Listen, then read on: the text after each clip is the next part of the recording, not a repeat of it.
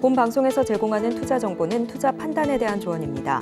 방송에서 제공하는 주식의 가치, 가격 상승 및 하락에 대해서는 방송사에서 보장하지 않습니다.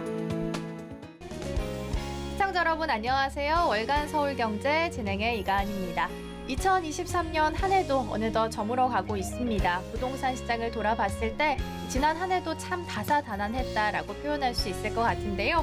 연초에는 좀 바닥을 치고 있던 아파트 시세가 특례 보금자리론 지원을 한 이후부터는 조금씩 좀 회복되는 모습을 보였습니다. 하지만 고금리 그리고 하락 흐름이 계속해서 이어지게 되면서 아직까지 시장에는 좀 온기가 도지 못하는 모습입니다. 부동산 시장 자체가 정책에 좀 영향을 많이 받기 때문에 미리부터 좀 체크해 볼 필요가 있겠습니다. 오늘은 전 연세대 한문도 교수님 모시고 내년도에 달라지는 부동산 정책과 시장 전망에 대해서 함께 이야기 나눠보겠습니다. 교수님 안녕하세요. 네, 안녕하세요.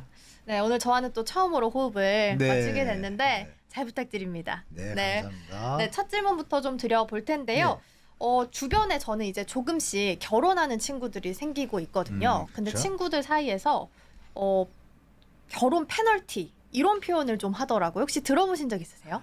네, 그 혼인 페널티라고 하죠. 결혼 페널티라기보다는 이제 혼인 페널티라는데 그것 때문에 이제 사실 본의 아니게 이제 그 불이익을 좀 청약 현장에서 혼인한 부부가 더 조건이 좀 안 좋은 상태가 예전에 계속돼 왔어요. 네. 그래서 그 부분이 뭐냐면 이 청약할 때 소득 기준을 따지잖아요.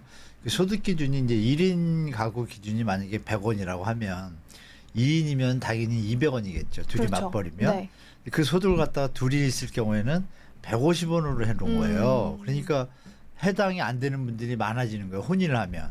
그래가지고 일부러 결혼을 했음에도 불구하고 혼인 신고를 안 하고 일부러 이제 그 조건에 들어가려면 150원 미칠해야 되니까 그대로 그냥 살면서 청약 신청을 하는 이제 좀 슬픈 일이 네. 좀 있어서 그 부분을 이제 정부에서 이번에 청약제도 개편하면서 그 페널티에 대한 부분은 좀 불합리하다고 네. 해가지고 이걸 갖다가 똑같이 1인 더하기 1인은 2인이잖아요. 네. 그래서 소득 기준을 똑같이 100원 더하기 100원은 200원이다 해가지고 200%를 적용하는 걸 해가지고 네. 이 부분은 이제 그동안 그런 불합리한 거를 해소하는 데 도움이 될 것 같고요. 네. 또 민간 자녀 부분에서 이제 신혼 부분 말고 페널티 부분에서 자녀 부분에서 이제 세 자녀가 있고 두 자녀가 있잖아요. 근데 요즘은 출산율이 0.73이잖아요. 네. 사실 둘 낳아도 다자녀가 되죠.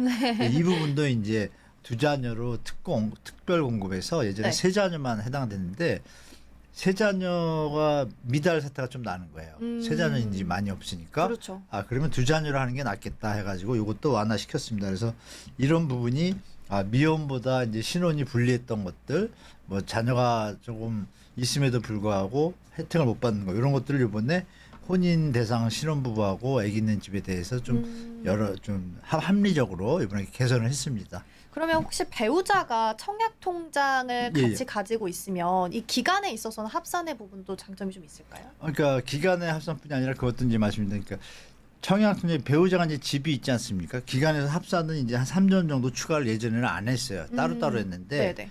어떤 불이익이잖아요. 그것도 그쵸. 부부인데. 근데 어떻게 보면은 또 합산이 맞는가 하고 의아심을 가지는 분도 계신데 이 부분은 이렇게 생각하시면 되겠어요. 결혼하신 분들이 이제 자녀를 낳고 우리나라 저출산이 국가 경제에는 도움이 안 되지 않습니까? 이제 그런 부분을 종합적으로 헤아려 가지고 정부에서 낸 정책인데 결정적인 건 이 부분에서 이게 더 중요합니다. 예를 들어서 제가 집을 갖고 있어요. 근데 둘이 살기에 넉넉한 집은 아니에요. 만약에 뭐 요즘 작은 아파트도 많지 않습니까? 그쵸. 둘이 살면 좀 넓어져야 되잖아요. 네. 근데 합한 순간 유주택자가 되는 거예요. 그러면 이걸 집을 억지로 팔고 바로 팔 수도 없잖아요. 네. 그러면 팔리고 나서 좀 기간을 채워야 또 무주택 기간이 되잖아요. 그렇죠. 1순위가. 네. 그러니까 그런 부분들이 이거 결혼하는 것보다 차라리 그냥 또 혼인신고 안 하고 또 청약을 하는 이런 일이 또 벌어지는 거예요. 그래서 네. 정부에서 이번에 이것도 같이 네. 둘이 했을 때 만약에 배우자가 둘 중에 한 사람이 집이 있었다. 또 그거는 이제 일단은 예외시켜주고 부부라고 인정을 해서 네. 청약을 받으면 당첨이 될 거 아니에요? 당첨이 되면 우리 일시적 2주택 양도세 비과세라는 항목이 있어요. 그 부분을 좀 적용해 가지고 최대한 혼인을 하는데 동료가 되도록 이렇게 개선을 했고 청약 점수도 이제 이 둘 다 무주택자일 경우도 있고 이럴 때 합하지를 않잖아요. 보통 네. 한 사람 기준으로 하잖아요. 세대주로. 네. 근데 그 부분도 최대 3종까지 해가지고 이 부분을 갖다 합리적으로 그러니까 혼인할수록 조금 내가 불이익을 받는다 이런 부분들을 많이 제거했습니다. 요거까지 합쳐가지고 그래서 앞으로는 좀 집이 하나 있다고 해서 도리어 네. 집을 팔고 결혼해야지 이런 이상한 생각을 하는 상황이 있었는데 그 부분은 이제 좀 정부에서 잘 처리해 준 것 같습니다. 뭐 정리를 해보자면 그동안은 앞서 설명해 주셨던 것처럼 혼인 페널티 이런 이야기가 나왔지만 네, 네. 2024년부터는 달라지는 정책이 있으니 오히려 결혼하고 혼인하는 게 메리트가 될 수도 있겠다라고 좀 볼 수 있을 것 같아요. 불이익을 당하는 게 좀 있었는데 그 중에 하나 또 빠진 게 있는데 네. 뭐냐면 이 부부가 결혼했잖아요. 네. 둘이 청약을 넣을 수 있잖아요. 네네. 그러니까 요즘 청약이 다 잘 되는 건 아, 아니잖아요. 그럼요. 근데 어느 순간 둘이 동시에 되는 경우가 있어요. 그럼 이거를 취소를 네. 시키는 거예요. 그쵸, 한 분은 아니 기존에는- 둘 다 취소했어요. 아, 둘 다요. 그래서 그거를 이제 합리적으로 이거 좀 억울하잖아요. 아, 그쵸. 맨날 안 되다가 됐는데 어쩌다 우연히 한번 둘이 이게 됐는데. 웃기잖아요. 네. 그래서 그 부분을 그러면은 먼저 하루라도 발표가 난 게 있지 않습니까? 그럴 때는 그걸 인정해주고 뒤에 네. 거는 없애고 그래서 기회를 좀 예전에 불이익 봤던 부분을 또 그거까지 좀 추가했습니다. 아. 예, 예. 어떻게 보면 혼인하고 나서도 이 불이익이 없을 수 있게끔 2024년에는 정책에 조금 변화가 있다라는 점 함께 좀 짚어봤고요. 네. 앞서서 교수님께서 또 저출산 이야기를 좀 해주셨으니까 이 부분과 관련을 지어서 한번 질문을 드려볼게요. 네. 요즘 이 저출산 문제를 좀 해결하기 위해서 출산 가구에 대한 특례 대출 제도가 생겨난다. 이런 기사가 나와 있던데 이건 어떤 내용일까요? 뭐 보도에서 많이 보셨을 거예요. 신생아 대출론이라 그래서 이 부분은 사실 우리나라가 0.7까지 내려왔거든요. 출산율이 좀 심각하죠. 심각하고 뭐 대한민국의 제1 1호의 소멸국가가 된다라는 비아냥 어린이 캐치프레이즈 많이 보잖아요. 네.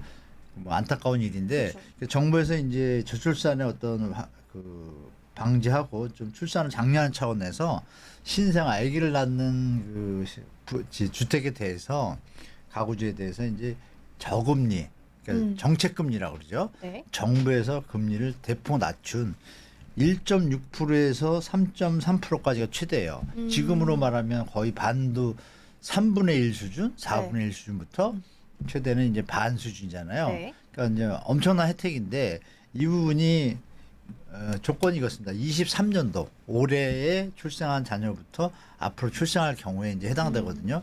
그래서 이 소득에 따라 조금 틀려요. 네. 소득이 8,500만 원 이하면은 연 1.6%에서 뭐 그 조항마다 특별한 우대금리 조항이 있거든요. 네. 그것들이 저희도 최대 2.7%고 8,500만 원 이상은 약간 고소득자잖아요. 네. 이분들한테는 이제 2.7에서 3.3%. 그래서 사실 시중금리보다 거의 반에서 네. 막 70% 저렴하기 때문에 우리 신생아를 낳으시는 이제 애국자 부부들한테는 이게 혜택을 주겠다는 뜻이고 그리고 여기서 한 가지 좀 제가 말씀드릴 거는 또 이 아기를 많이 낳는데 뒤에 또 낳았어요. 만약에 네. 또 나면 또 0.2% 추가적으로 우대금리를 적용해요. 오. 그래서 제가 볼 때 네. 8,500만 원 이하의 소득자분들 중에서는 두 자녀 계획이 있으시면 이걸 잘 시간을 뭐 이렇게 잘 조절하셔서 네. 최대한 혜택을 보시는 게 좀 좋을 것 같고 다만 여기서 이제 이것을 받는 분들은 이제 어떻게 보면 행운하잖아요. 그렇죠. 물론 4050 이런 우리 시청자분들은 사실 소외감을 느낄 거예요. 근데 뭐 저출산 장려라는 그 부분에서 좀 네. 좀 좋게 봐주시고 다만 이제 또 이 대출을 활용해 가지고 혜택을 보는 분들한테 드리고 싶은 말씀은 그러면 이게 1.6%면 네. 시중 대출 금리가 5% 4%인데 네.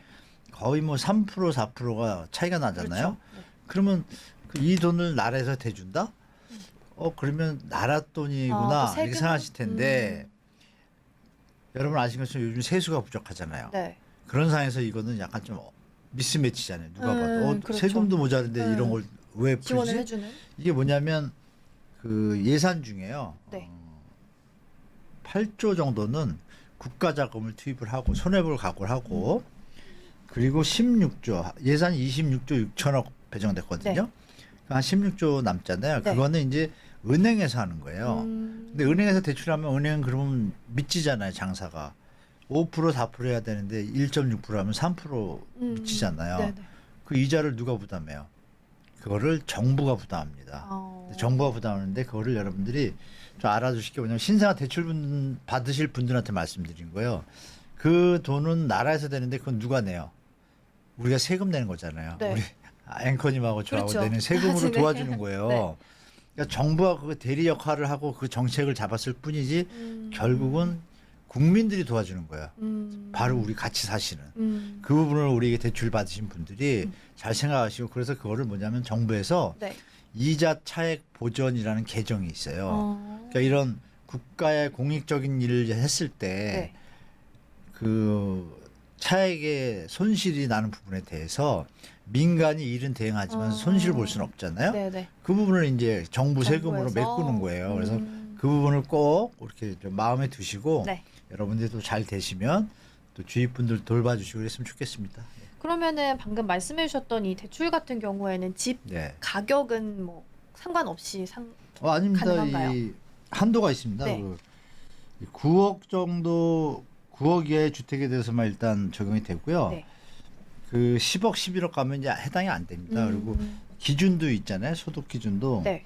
이제 1억 3천이야. 예전보다 많이 높아졌어요. 아까 말씀드린 대로 8,500만 원 8,500부터 이하는 1억 3천이겠네요. 네, 그 사이는 구간이 금리는 3.3%까지 최대 이렇게 돼 있고 그 이 한도도 9억까지니까 일단 해당되는 분이 대부분일 거예요. 사실 그쵸. 여러분들이 아실 게 9억 이상 집이 되게 대부분인 거로 착각하시는 것 같은데요.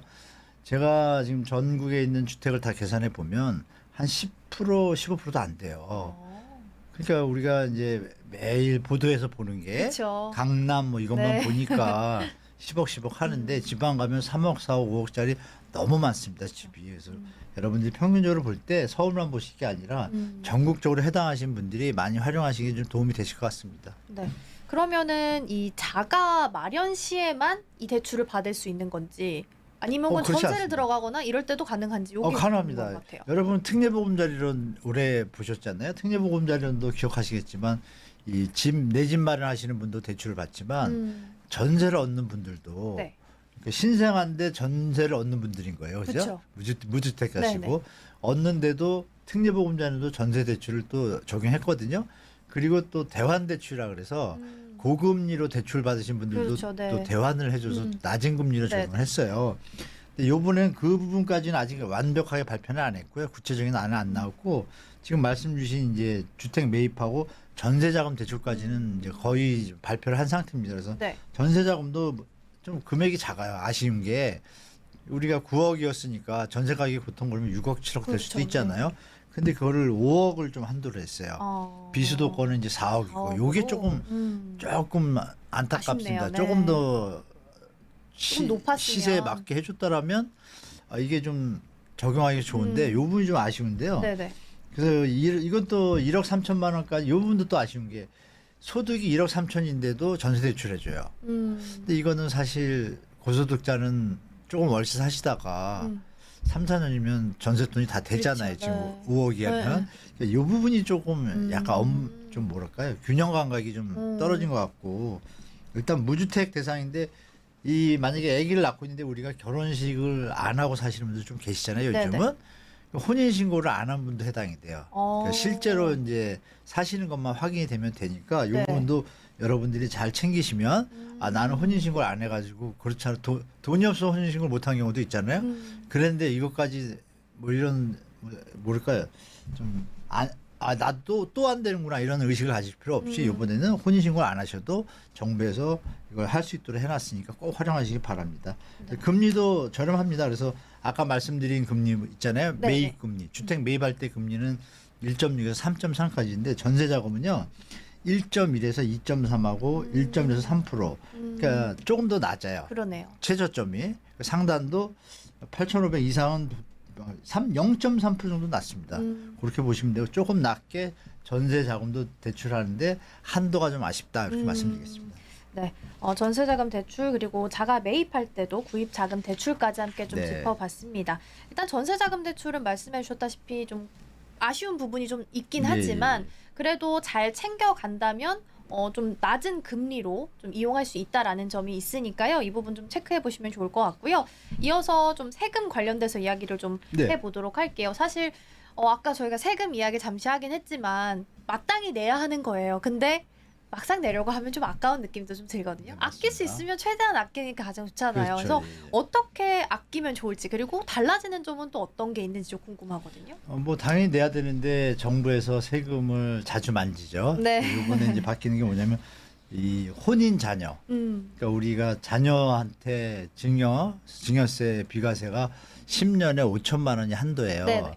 근데 이번에 정부에서 과감하게 저출산을 갖다가 좀 막고 출산을 장려하는 차원에서 혼인을 독려하는 차원에서 나온 것 같아요. 그래서 이 한도액을 1억까지 해가지고 또 기간도 충분히 했습니다. 근데 기준이 뭐냐면 혼인을 했을 때는 네. 전제하에 혼인했을 경우만 이게 되는 네. 거예요. 혼인했을 경우에 혼인하기 전 2년. 그래서 예를 들어서 5천만 원 지금 말씀드린 대로 5천만 원 증여하신 분들이 계실 거예요. 그렇죠? 네네. 그런데 그게 혼인 전에 했어요. 네. 혼인을 하고 났단 말입니다. 그러면 혼인하고 2년, 그러니까 혼인 전 2년부터 혼인하고 2년, 총 4년이죠. 4년? 그 안에 1억에 대해서 이렇게 증여하는 것에 대해서는 예전에 세금을 꽤 많이 냈거든요. 그 부분을 갖다가 비과세로 해서 네. 휴가 공제할 수 있도록 정부에서 좀 지원을 해주고 있습니다. 그래서 이거는 충분히 아시고 계시면 우리 자녀분들한테 그동안 이걸 못하셨던 분들은 그 결혼할 때 내 집 마련에도 충분히 도움이 그렇죠. 되실 거라고 말씀드리겠습니다. 그래서 이거 충분히 활용하시고요. 또 네. 세액공제도 또 집어넣어놨어요. 그래서 예전에는 이걸 갖다 한도가 좀 낮았어요. 낮았는데 이번에는 이 소득 기준이 7천만 원에서 8천만 원까지 올려놨고요. 네. 이 한도액도 월세 세액공제는 750만 원이 최고 한도였는데 이거를 1,000만 원까지 늘렸습니다. 그래서 우리 근로자분들한테 네. 이거 꼼꼼히 챙기시면 그러네요. 아주 좋은 그 전략 팁이 될 것 같습니다. 네. 네. 월세 세액 공제는 일단은 연 월세액 1,000만 원까지 네, 맞습니다. 올라가 있다라는 예, 예. 사실까지 좀 짚어주셨고요. 그러면은 좀 비싼 네, 고가의 고가주택이요? 주택일 땐 어떻게 좀 달라지는 경우가 좀 있을까요? 예전에는 그 고가주택에 대해서 이제 3주택 이상이면은 이 간주 임대료를 소득에다 이제 과세를 했어요. 근데 개정된 거는 2주택자도 과세입니다. 이거는 그러니까 부담이 좀 늘어난 거예요. 도리어. 그러네요. 네, 이거는. 그래서 네. 이 부분은 보증금에 대해서 간주 임대료가 이제는 세금을 우리가 주택을 갖다가 임대를 하게 되면 거기다 내는구나 이렇게 판단하시고 앞으로 집을 사가지고 임대를 놓으시거나 또 임대사업자를 하시거나 물론 주택임대사업자 등록을 하면 이것도 약간 감면 대상은 됩니다. 되는데 일단 그냥 일반적으로 네네. 임대사업을 하실 때는 이 사항을 아시고 세금에 대해서 뭐 갑자기 나왔다고 놀라지 마시고 네. 대비하시는 게 좋을 것 같습니다. 네, 일단 달라지는 부동산 세법을 좀 살펴봤는데 어떤 거에서는 오히려 세액 공제가 조금 더 폭이 좀 넓어지긴 했지만 어떤 부분에 있어서는 그렇죠. 조금 더 과세가 좀 더 무겁게 될 수 있다라는 점까지 차이가 있다라는 점 함께 좀 짚어봤습니다. 아무래도 앞에서는 이제 신혼부부 위주로 좀 저출산 네. 이런 부분을 좀 집중적으로 네. 체크를 해봤는데 이번에는 미혼, 뭐 자취 청년들 이 부분에 좀 초점을 맞춰볼까 합니다. 자취하는 청년들이 2024년에는 꼭 주목해야 하는 정책도 있다라는 이야기를 해주셨는데 이건 어떤 내용일까요? 뭐 여러분 많이 들으셨을 거예요. 보도에서 그 청년 드림 네. 통장이래 가지고 네, 네. 근데 이게 좀 확대를 했어요. 네. 드림 통장을 해가지고 그러니까 정리해서 말씀드리면 있습니다. 그 내년 2월부터 이게 출시가 돼요. 그래서 제가 아는 젊은이들한테는 지나가면서도 막 얘기해요. 꼭 들으라고. 이거는 무조건 도움이 된다. 네. 그래서 이 부분이 뭐냐면 이제 1년 동안 100만 원을 넣었을 때 네. 이 금리가 보통 요새 뭐 4%도 있고 그렇죠. 5%도 있고 네. 그렇잖아요. 4.5%를 기본적으로 딴 것보다 높아요. 확실하게 고정적이고 여기서 끝나는 것이 아니라 핵심은 이겁니다. 1년이 지나고 나면 이 청약 드림 통장 이름이 붙어 있잖아요. 네. 청년 주택 드림 주택드림. 청약 통장이에요. 네. 그러니까 청약에 어떤 뭐가 있는 거죠. 그러니까 뭐냐면 이게 6억 이하의 주택에 대해서 85제곱미터, 그러니까 국민주택 평형이라고 네네. 그러죠. 국평 이하의 주택을 분양받을 때, 이 분양받을 때 대출 만약에 청년이니까 자기 돈이 다 없을 거 아니에요. 그럼요. 대출을 받을 때 금리를 최저 2.2%. 이거는 정말 좋은 금리거든요. 부담 없이 내 네. 집 마련에 의지만 있다라면 그것도 80%까지 주택 가격에. 다만 아쉬운 거는 만약에 1,000만 원짜리를 들었는데 기존의 시드머니가 만약에 네. 5억이면 네. 1억은 자기가 들고 있어야 되잖아요. 네. 2.2%니까 충분히 4억이라도 4억이면 2.2%는 80만 원이니까 정말 아껴 살면 청년들도 갈 수 있잖아요. 갈 수 있다. 근데 1억이 네. 없을 수 있잖아요. 그렇죠. 1억을 모으려면 아시겠지만 청년들이 제가 알기로는 열심히 모으셔도 그럼요. 4년 정도 5년 해야 딱 가볍게는 아니고 알뜰하게 사셔야 살았을 모으잖아요. 때. 그러니까 그 부분이 이 청년에 다 해당이 안 된다는 거죠. 그렇죠. 20세에서 39세인데 30세에서 35세 분들은 좀 그럴 것 같지만 그렇죠. 20세 분들은 이게 닥쳤던 뭐 이게 되잖아요.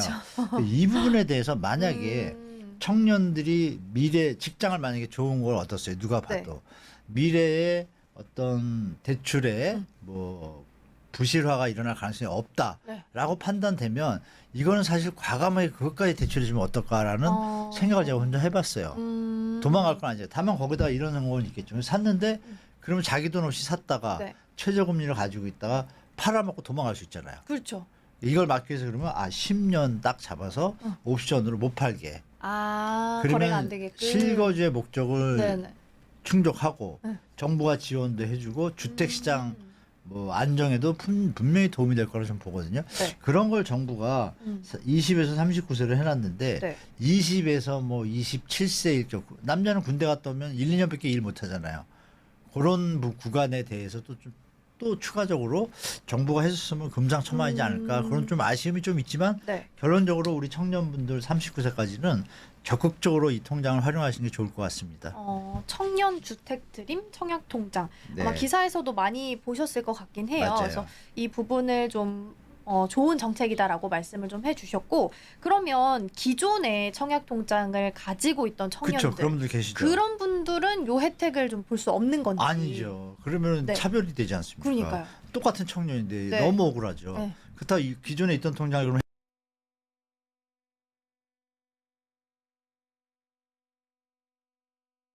인정해주기로 했습니다. 충분히 인정하고 네. 납입 기간, 납입 횟수, 납입 금액 다 인정해주는 거로. 그래서 불이익이 없으니까 네. 청년에 해당되시는 분들은 주택 청약 통장을 드셨던 분들은 일로 요즘 말로 갈아타기라 그러나요? 전환하시는 것도 전혀 문제 없으니까 충분히 활용하시면 좋겠습니다. 그러면은 기존의 청약 통장 가지고 있던 분들이 만약에 이게 관심이 있다라고 한다면 네. 직접 가서 전환을 해야 되는 거예요? 자동으로 전환되는 시스템은 아닌 거죠? 자기가 해야겠죠. 당연히 네. 은행 가시거나 신청을 따로 해야 인터넷에도 아마 창구가 있을 거라고 보는데요. 제가 볼 때는 은행에 가시는 게 제일 완벽하실 것 같아요. 왜냐하면 설명도 한번 들으시고 앞으로 자기 현재 있는 가입 기간이라고 다시 한번 잘 체크 못 하잖아요. 물론 네. 꼼꼼한 분들은 내가 언제 1순위가 딱 되는구나 이때부터 청약을 해 이런 분도 있지만 네. 열심히 일하시다가 돈이 모이면 좀 맞아요. 해야지 이런 분들은 잘 체크가 안 되잖아요. 그러니까 이런 분들이 한번 들어가시면 담당자분들이 설명을 잘해줘요. 주택금융공사 가셔도 되고 네. 가셔가지고 한번 시간 한번 내셔서 충분히 설명 들으시면 전혀 문제 없이 진행되니까 꼭 이거는 놓치지 마시고 갈아타시는 게 제일 좋을 것 같습니다. 워낙 좋은 정책이다라고 말씀을 좀 해주신 만큼 전환할 수 있는 기회가 생겼을 때 꼭 청년분들 관심 가지고 전환해 보셔도 좋을 것 같습니다.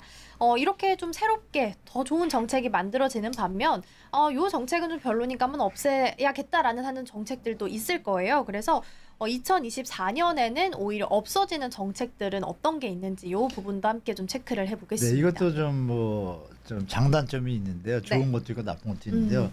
일단 나쁜 게 좀 더 많다고 말씀드릴게요. 네.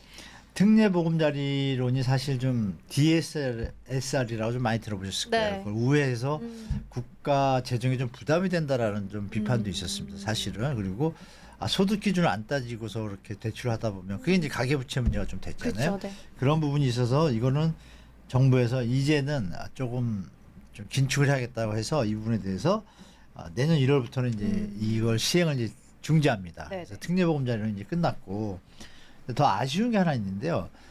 중소기업 청년자금 대출이라고 있어요. 전세자금이요. 네네. 이걸로 인해 가지고 제가 알기로는 뭐 상암동 방송국 근처에 이렇게 뭐 작가분들이나 젊은 PD님들이 이걸 활용하신 분들이 제가 많은 걸 알아요. 그런데 이걸 갑자기 물론 이제 기존에 있는 분들은 계속 일단은 그렇죠. 유지가 되지만 새로 이제 추가하는 건 안 되는 거예요. 그래서 이제 주위 친구분들한테도 얘기를 잘 해주셔야 될 것 같아요. 내년부터 이걸 안 한다는 거예요. 네. 근데 이건 너무 아쉽습니다. 이런 거는 사실 청년의 사다리 역할을 그러게요. 충분히 하기 좋은 것인데 이 좋은 정책을 왜 없애는지 이거는 여러분들 아시겠지만 이 세수가 부족하잖아요. 이런 것들이 다 이렇게 영향으로 나타나니까 네. 아쉽지만 이게 이제 끝난다는 걸 좀 아셔서 혹시나 뭐 이거 내년에 내가 전세자금 대출 받아야지 네. 뭐 어디 가서 살아야지 이런 계획을 하셨으면은 그때 뒤늦게 가서 안 되면 낭패잖아요. 그렇죠. 그러니까 미리 아세요. 주위에도 좀 알려주시고 그럼 이건 어떤 효과가 있냐면 전세 가격에 네. 약간의 하향 효과가 있을 겁니다. 왜냐하면 대출이 안 되니까 시드머니가 많은 분들이 없다라면 이제 그렇죠. 월세화가 되잖아요. 그렇죠. 그런 부분이 이제 시장에는 월세화 증가, 전세 가격에 약간 하향을 좀 가져올 수 있다. 그러니까 이런 주택은 한도가 또 있잖아요. 3억, 네. 5억 이하니까 그 부분 시장은 약간 약세를 보일 수 있다 이렇게 보시면 될 것 같습니다. 그리고 이제 또 집주인 전세금 반환 대출 보증보험을 반환에 대한 것을 정부에서 대출을 역전세 때문에 해줬잖아요. 네, 네. 그것도 내년 7월까지만 하기로 했어요. 그래서 내년 7월. 이 부분이 네. 그러니까 이것도 주의 아시면 다 얘기해 주셔야 돼요. 나 만약에 뭐 한 5천 정도가 모자라 가지고 세입자하고 내년 봄에 나가니 많이 얘기하고 있는데 그럼 전세자금 대출 받아서 내줄게요 이랬는데 알고 보니까 3개월 뒤에 없다는 걸 모르면 네. 정말 낭패거든요. 그렇죠. 그때는 미리 좀 주의 이것도 알려주시면 좋을 것 같아요. 그래서 이 부분들이 소멸 정책입니다. 지금 말씀드린 게 그래서 결론적으로 말씀드리면 이게 어떤 경향을 띠는지 우리가 체크해봐야 되는데 뭐죠? 돈이 안 풀리는 거예요. 덜 풀리는 거죠 시장에. 시장에. 네, 시장에 돈이 덜 풀린다는 얘기는 유동성이 증가하지 않는다는 네. 얘기죠. 그러니까 현재 상태가 유지되는 쪽으로. 아까 말씀 나눴던 신생아론 네. 이 부분만 좀 등장을 하고 그래서 부동산 시장에는 네. 약간의 수요 감소 효과가 있다. 전세든 월세든 월세는 증가 효과가 있겠죠. 네. 그런 매매도 마찬가지고 그런 걸 조금 참조하셔서 또 시장에 큰 차이는 없지만 조금씩 스며들 거다 시장에 이렇게 보시고 시장에 대처하시는 어떤 합리적인 생각을 좀 가지시는 게 좋을 것 같습니다. 근데 그렇게 보면은 부동산 시장이 내년도에는 조금 더 지금보다 위축될 수도 있다라고 봐야 될까요? 지금 이제 요새 위축되기 지금- 시작했잖아요. 지금보다 요새 더. 한 10월부터 조금 위축되기 시작했잖아요. 근데 내년 초에는 신생아론 말씀드린 거 있지 않습니까? 네. 그게 예산이 26조 6천억이에요. 네. 그럼 우리 기억을 더듬어 보시면 어때요? 이 1월 달에 특례보금자리론 나왔잖아요. 1월 네. 말에 나와가지고 이게 한 7월 초까지 쭉 올렸어요. 네. 올렸다가 다시 한도가 어느 정도 소진되니까 다시 꺾였어요. 꺾이다가 7월 5일날 50년 주담대가 나왔거든요. 50년 주담대가 나와가지고 8월 말인가에 또 너무 이제 가계부채 문제 때문에 스톱을 걸었잖아요. 정부에서. 그러니까 그 사이에 다시 또 잠깐 올랐단 말이에요. 네. 그러면 우리가 더듬어 볼 게 신생아 대출이 26조 6천억? 근데 작년에 했던 게 50조인데 7월까지 갔다 8월 꺾였다 9월 올라갔다 10월부터 내려온다. 그러면 넉넉히 9개월 잡을 수 있잖아요. 네. 그럼 그냥 단순하게 생각하실 게 9개월의 반. 50조의 반이니까 한 26조가요. 네. 단순하게 그러면 효과가 네. 작년의 상승 효과의 반 정도 반 정도? 수준이겠구나. 그러면 우리가 예측되는 게 개월수로 따지면 네. 비슷하다고 할 때 그러면 한 4, 5개월 효과가 있겠구나. 그럼 4, 5개월 뒤에는 어떻게 될까요? 지금처럼 다시 또 이렇게 돌아오는 이 뭐라 그럴까요? 대출로 일으킨 잠재 수요다. 잠재 수요가 유효 수요가 돼서 시장에 매입이 유지가 된 건데 네. 시장 가격이 그게 이제 또 약간 소멸되는 현상이 벌어지겠죠. 그렇다고 뭐 그 밑에 또 뭐 대학생한테 대출할 수는 없는 그쵸. 거고 이런 부분이 여러분들이 잘 생각하셔가지고 그럼 내년은 상반기는 약간 유지나 약반 등의 힘은 있겠지만 네. 하반기로 갈수록 아하. 지금의 모습 우리 지금 11월 12월 이 모습이 네. 재연출되겠다라고 시장을 예측하시고 여기에 추가적인 게 뭐냐면 이번 연말에 이 떨어지는 폭이 생각보다 깊고 아직 한 20일 남았잖아요. 네. 깊고 만약에 수요 심리, 매수 심리가 사람 심리라는 게 그렇잖아요. 다 같이 안 좋다 그러면 맞아요. 좋은데도 안 사잖아요. 맞아요. 그 심리 지수가 지금 많이 낮아요. 매수 우위 지수라고 그러죠. 네네. 그 수치가 지금 20대로 내려왔어요. 작년 연말에 급락했을 때 그때 한 16, 19 찍었거든요. 그 수준에 근접했어요. 그러게요. 시장은 좀 평온한 것 같은데 네. 의외로 심리가 너무 거의 수요할 분들이 이제 없어졌던 그런 분위기거든요. 근데 그 심리가 연말에 한 20일 넘겨가지고 네. 쭉 팍 가라앉으면 신생아가 붙더라도 네. 그러니까 올해 상반기는 이 대출 수요에다가 일부 실수요자도 조금 가세했거든요. 근데 실수요까지 가세를 안 하면 올해보다 효과가 또 더 떨어져서 50%의 수준의 효과가 아니라 20, 30%, 30, 40% 수준에서 멈출 수도 있어요. 그래서 연말에 어떤 시장 분위기 좀 체크하셔가지고 그러면 그 다우닝의 어떤 폭이 내년에 올해보다 더 강할 수도 있는 시나리오도 예측하시는 게 좀 필요할 것 같습니다.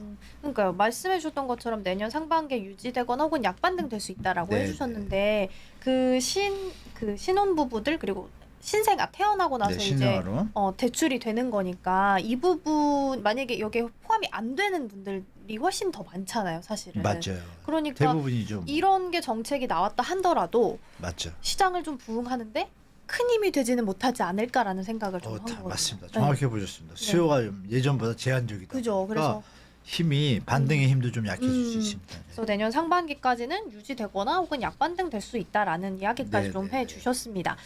그러면 2024년에 달라지는 정책들 그리고 또 사라지는 정책까지 좀 짚어봤고 네. 이번에는 이제 시장 전망을 좀 예. 해볼까 합니다. 2024년이 푸른 용의 해라고 합니다. 그래서 내년 부동산 시장 뭐 잠시 이야기 나누긴 했지만 네, 네, 네. 상승을 좀 할 수 있을지 아니면 그냥 뭐 요 정도의 반등이나 뭐 약반등 요 네, 말씀해 네, 주셨는데 요 정도로 유지가 될 것인지 네. 용의 비율을 하자면 좀 어떨까요? 지금 이제 올해가 이제 푸른 청룡 내년. 그러니까 네. 내년이지 이제 이 푸른 용의 해에 대해서 청룡해라고 하는데 네. 제가 좀 궁금해서 그런데 청룡이 눈이 청 색깔인 거예요? 몸이 청 색깔인 거예요? 저희 피디님 말씀에 의하면 몸이 파란색. 파란색이라고 하는데 제가 볼 때 네. 정확도가 있는지는 잘 모르겠어요. 제가 이렇게 저 어릴 때가 아니라 젊을 때 네. MBC 청룡이라는 야구단이 있었어요. 알죠. 네네. 네. 그 MBC 청룡도 청룡 되게 멋있잖아요 느낌이. 네네. 근데 올해가 이제 푸른 용의 해래요. 그래서 너무 느낌은 좋은데 가만히 기억을 더듬으니까 이게 내가 진짜 파란색 용을 본 적이 있나? 그 잘 기억이 안 나가지고 좀 여쭤봤고요. 네네. 좋은 기운이란 뜻인데 그렇죠. 네. 부동산 시장은 아까 말씀드렸던 대로 상반기에는 살짝 어떤 승천하듯. 살짝 또 좋은 느낌은 올라갔다가. 오지만 네. 하반기로 갈수록 네. 약간의 그 좋은 느낌의 힘이 약해지는 시장이다. 이렇게 보시면 제가 볼 때는 합리적인 예측이라고 말씀드릴 수 있을 것 같습니다. 뭐 용의 비유를 하자면 살짝 승천하려다가 이렇게 잠깐 다시 쉬러 한번 다시 내려올 수 있는 네네, 맞습니다. 그 그거 정도로 이제 영어로 이제 뭐 데드캣 바운스 막 이런 거 하잖아요. 네네네. 그런 느낌이 좀 아유, 듭니다. 예. 올라가려다가 다시 내려왔다가 이런 네, 느낌 네, 정도로 네, 정리를 네, 하면 맞습니다. 좋을 것 같습니다. 네. 그리고 내년도에 가장 큰 좀 빅 이벤트 중 하나가 또 총선입니다. 예. 아무래도 부동산 시장의 정책에 좀 영향을 많이 받는 그렇죠. 분야이기 때문에 총선 끝나고 나서 폭등한다 혹은 폭락한다 뭐 급락한다 뭐 이런 이야기가 정말 많이 나오고 있어요. 그래서 네. 개인적으로 교수님께서 보시기에는 어느 쪽에 조금 더 좀 의견이 좀 더 맞다라고 보시는지 궁금합니다. 그 역대 총선 때마다 좌우 전후에 그 부동산 가격을 제가 한번 대충 조금 알거든요. 네네. 별 큰 효과가 없습니다, 사실은. 아. 근데 아이러니한 건 네. 총선 전에는 지금 말씀하신 것처럼 폭등한다, 폭락한다 이 얘기가 많아요. 네네. 그런데 올해는 조금 다른 팩트가 있습니다. 뭐냐면 이 실거주 의무 폐지라는 게 지금 시장에서 아시는 분들은 아시겠지만 상당히 큰 팩트를 가지고 있거든요. 네. 분양권 전매 제한과 실거주는 어떻게 보면 하나의 같은 상품이라고 볼 수 있는데 둘 중에 하나가 안 되면은 큰 연결성이 좀 없어요, 시장에서. 그런데 실거주 의무 폐지가 사실 어떤 정책적인 면에서 실거주 의무 폐지라는 조항 자체가 청약제도와 좀 상반돼요. 청약제도는 무주택자를 위해서 집을 마련하기 위한 제도인데 그렇죠. 네. 그 제도와 반대되는 실거주 의무 폐지? 그럼 집을 살려고 사는 게 아니라 뭐 하려고 사는 거예요? 투자하려고 사는 거밖에 안 되잖아요. 네. 그래서 이제 야당에서 반대를 하고 있잖아요. 근데 이게 이제 시장에는 어떤 효과를 주냐면 분양을 새 걸 받으면 분양권 전매하고 차익 내고 이러는 시장을 네. 용인하지 않겠다는 얘기예요. 그래서 원래 있던 건데 정부에서 작년에 네. 가을에 너무 건설 경기가 안 좋다 보니까 경착륙하면 경제에도 도움이 안 되지 않습니까? 그러니까 연착륙을 좀 도와주는 차원에서 제도를 좀 풀었는데 이게 약간 부동산이 또 상반기에 급하게 90% 85%까지 다시 다 회복을 하니까 이거는 위험하다라고 판단한 것 같아요, 야당에서. 이게 이제 통과가 안 됐는데 네. 만약에 이제 여당이 또 통과를 다수당이 됐다고 가정할게요. 그러면 이제 우리가 뱉은 말이 있잖아요. 그렇죠. 폐지를 하겠다라고. 근데 그들이 보기에도 이게 폐지하면 그러니까 이거죠. 총선을 만약에 현재 집권당이 이겼는데 주택가격이 쭉 내려가고 있어요. 4억. 근데 신생아론 때문에 뭐 안 내려간다 그랬잖아요, 제가. 네네. 근데 만약에 신생아론이 없었더라면 네. 주택 가격이 좀 내려갈 거 아니에요. 지금 내려가던 중 그렇죠. 이어서. 네. 그러면 그때는 명분이 쓰죠. 왜? 시장이 너무 죽으면 안 되니까. 경제에 부담이 되고 음. 국민이 더 부담을 가질 수 있는 시나리오를 막기 위해서 일단 한시적으로라도 실거주물 풀겠다 이게 되잖아요. 네네. 그래야 이게 숨통이 그렇죠. 뛰고 시장이 돌아가니까 그럴 가능성이 있는데 네. 근데 야당이 되면 네. 이거는 이제 거의 내년 안에는 아무런 의미 없이 넘어가게 돼요. 그럼 이 하락의 팩트인 실거주물 폐지가 유지된다는 얘기죠. 그렇죠. 그래서 총선의 중요한 팩트가 되고 그다음에 이제 일기 신도시 특별법 있잖아요. 노계획 특별법이 여당이 던져서 야당이 이번에 박수를 쳐가지고 통과를 했잖아요. 물론 그 법안 내용이 좀 실현성이나 추진성이 약해요. 내용들을 보면. 그럼에도 불구하고 집권당 다수당이 되는 순간에 네. 이 일기 신도시에 대한 어떤 주택 수요와 투자 수요가 일단 불어날 수가 있죠. 일어날 수가 있어요. 뭐 좌우에 나중에 언제 실현성이 몇 년이 걸리고 과연 잘 될까 이런 문제는 차지하고 네네. 그 이슈화가 되는 거죠. 일단 이 법안을 던졌던 네. 그 여당이 다수당이 되니까 모든 법들을 강력하게 추진할 수 있잖아요. 그렇죠.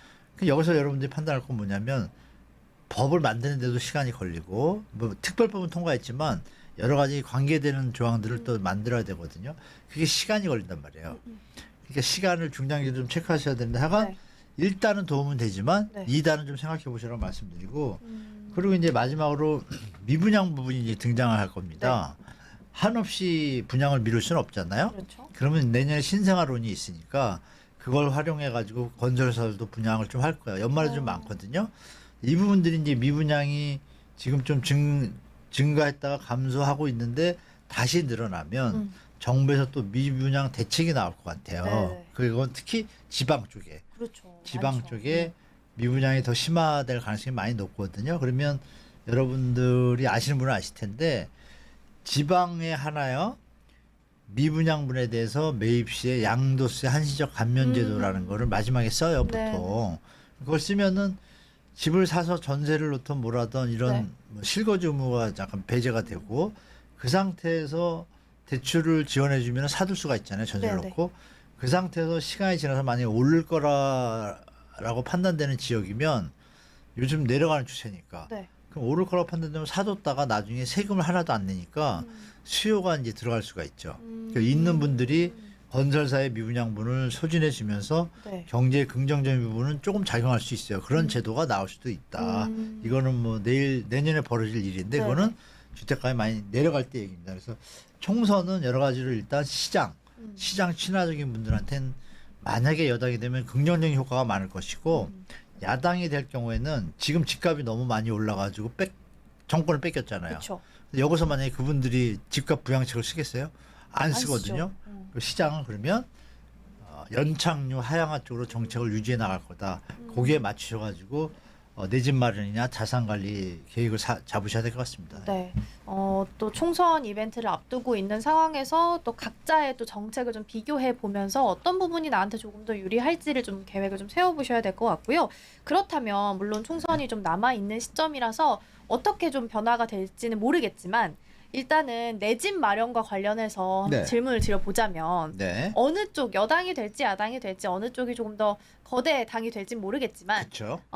만약에 2024년을 그냥 통틀어서 좀 본다면 2024년에는 내 집 마련을 하기에는 적합한 시기다 혹은 좀 이르다라고 생각하시는지 어느 쪽이 좀 더 맞다고 보세요? 지금 질문은 이제 2024년은 내 집 마련의 적기냐고 네, 적기일까요? 여쭤보시는데 네, 질문이에요. 제가 드리는 네. 내 집 마련의 적기는 네, 내 집 마련의 적기는 적정한 가격일 때요, 사실은. 적정한 가격? 근데 네. 그거는 굉장히 좋아할 주관적이죠. 때, 네, 그러니까 네, 일반 무주택자분들 입장에서 네. 아주 낮을 때를 얘기하잖아요. 네, 네, 근데 그렇게 하다 보면 이제 이 정확하게 대비가 좀 안 되지 않습니까? 네. 그러니까 제가 드릴 수 있는 말씀은 내년에 적기이다. 일단 어느 부분에 대해서부터 말씀드릴게요. 네.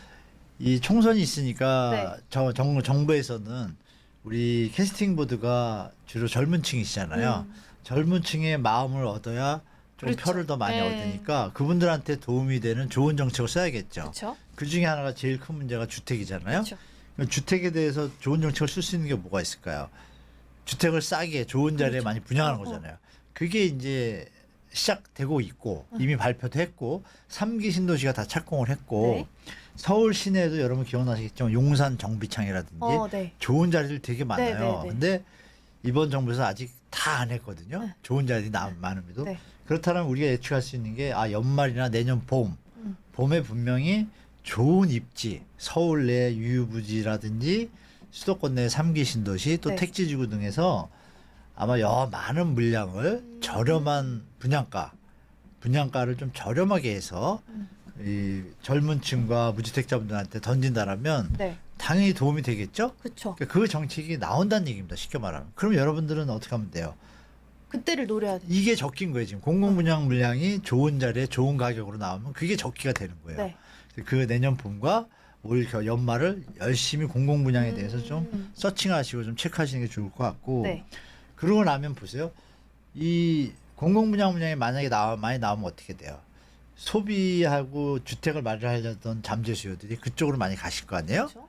많이 가면 기존 시장에 대한 수요가 줄잖아요. 네. 그러니까 지금도 매물은 많고 거래가 어. 없는데 더 땡기면 어떻게 돼요? 가격의 하락 요인이 생기잖아요. 그러면 신생아론이 끝마칠 쯤에 좀 소진이 될 때쯤에는 하락할 수 있는 소지가 되게 많잖아요.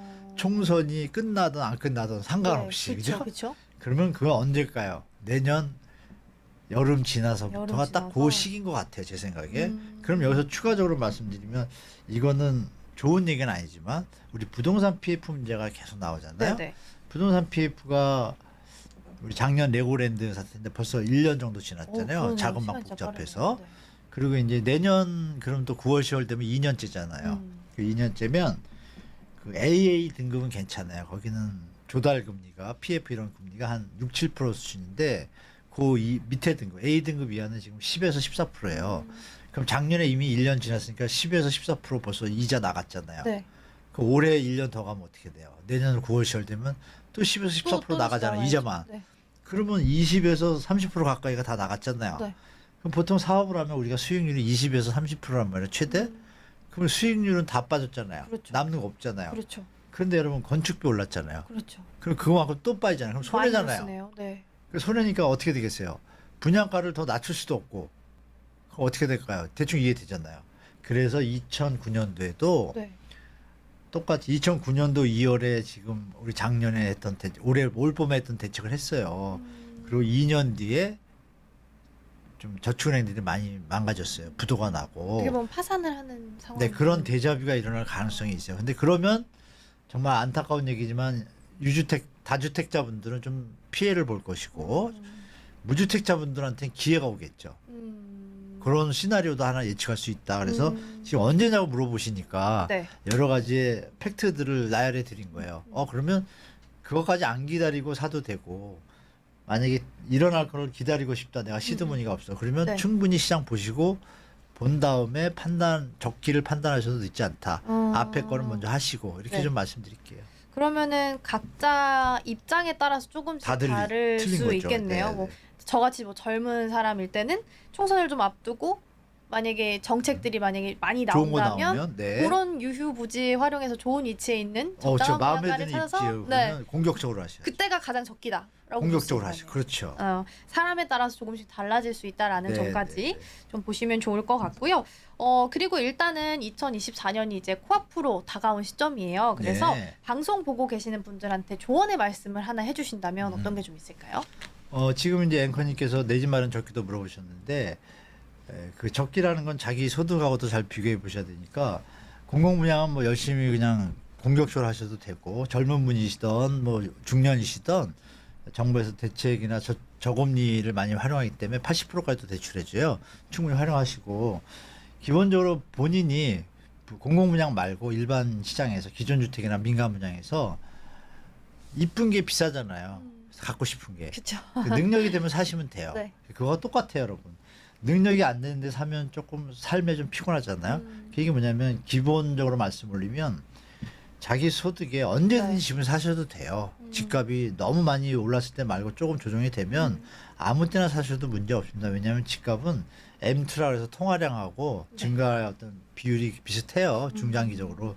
다만 우리가 선을 그려볼 때 이렇게 가야 되는데 갑자기 이렇게 올랐어요. 그러면 내려올 거 아니에요. 네.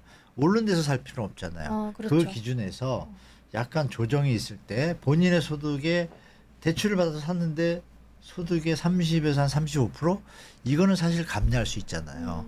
그걸 충분히 계산하시면 이건 내가 감당할 수 있다 판단되면 아무 때나 사셔도 되고 다만 이게 40%를 넘어간다. 네. 50%를 넘어간다. 그러면 그때부터는 일단 멈춰야 돼요. 멈추시고 본인의 소득에 대해서 오버슈팅이 나서 갔을 때 네. 시나리오를 한번 계산하셔야 돼요. 만약에 집값이 3년 동안 유지 그냥 이렇게 갈 때 네. 10% 내릴 때 10% 오를 때 내가 내는 이자가 있잖아요. 네. 그걸 같이 넣어가지고 계산기를 한번 두드려 보시면 3년 뒤에 수익 결산이 나오잖아요. 이거 만약에 이거일 때 내가 얼마 남고 이거일 때 손해 보네 나오면 지금 경제 상황이나 이렇게 우리 서울경제TV 같은 걸 참고하시면서 네. 어느 시나리오가 가까운지 딱 판단되시면 답이 나오잖아요. 그러면은 이제 어떤 여러분들이 이 시장의 어떤 진폭에 대해서 네. 크게 안 흔들리고 대처할 수 있고 결정적으로 내가 사고 싶은 주택이 있어요. 네. 근데 얘가 얼마까지 오면 내가 살 것 같아요. 그러면 그거를 딱 써놓고 적어 놓으셔야 돼요. 적어 놓고 옆에 붙이셔야 돼요. 내가 이거 얼마 되면 산다. 왜냐하면 이게 만약에 내려가잖아요. 딱 그 값이 되면 안 사요. 신기하게 사람들이. 심리가 그렇죠. 제가 좀 30년 했는데 그렇게 살아도 안 사요 또. 왜 더 떨어질 것 같은 기분이. 근데 그 얘기를 하시는 거예요. 그래서 떨어져도 지금 사도 네. 이 장기적으로 보면 전혀 문제 그래도 안 사세요. 네. 드리고 싶은 말씀은 자기가 딱 정하시면 네. 그거를 미리 계산하면 나오잖아요. 나 이 가격이면 사겠구나. 정하셨는데 그 가격이 됐어요.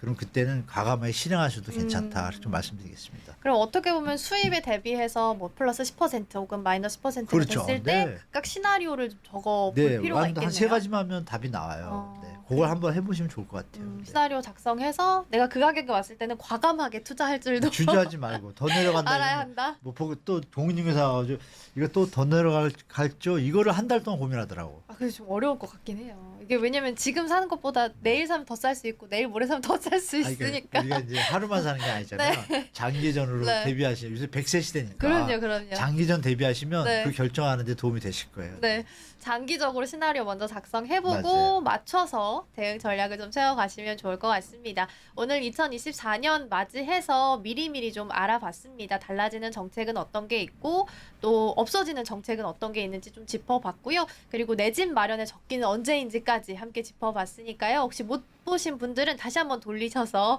내 집 마련 적기는 언제인지 다시 한번 확인해 보셔도 좋을 것 같습니다. 오늘 교수님과는 여기서 인사 나누도록 하겠습니다. 오늘 도움 말씀 고맙습니다. 네, 고맙습니다.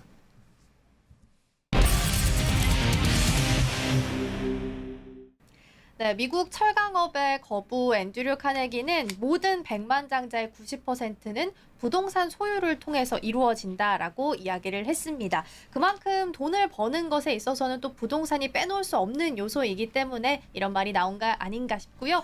그래서 오늘 2024년을 대비해서 함께 이 자리를 좀 마련을 해봤습니다. 한 해를 마무리하는 시점입니다. 남은 2023년 연말 잘 보내시고요. 또 대망의 2024년에는 서울경제TV와 또 그리고 월간 서울경제TV와 함께 성공적인 부동산 전략 함께 세워가셨으면 좋겠습니다. 시청해주신 여러분 고맙습니다.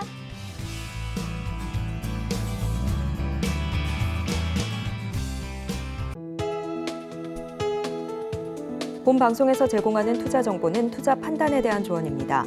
방송에서 제공하는 주식의 가치, 가격 상승 및 하락에 대해서는 방송사에서 보장하지 않습니다.